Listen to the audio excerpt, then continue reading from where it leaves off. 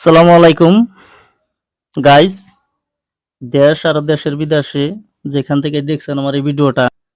আজকে আমি যে জায়গায় আছি অসহায় জায়গা, আর যে মানুষটা আমার আমার সামনে দেখতাছেন, এই মানুষটা বহুতই অসহায়, গরিব মানুষ।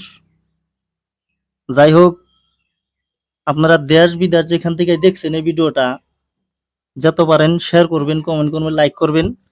ওয়ালে কাজ করতে যায়, ওয়ালে থেকে পইরে মানজার রাস হারাডা ভেঙে যায়, তার চেন্নাই নিয়ে যেতে হবে।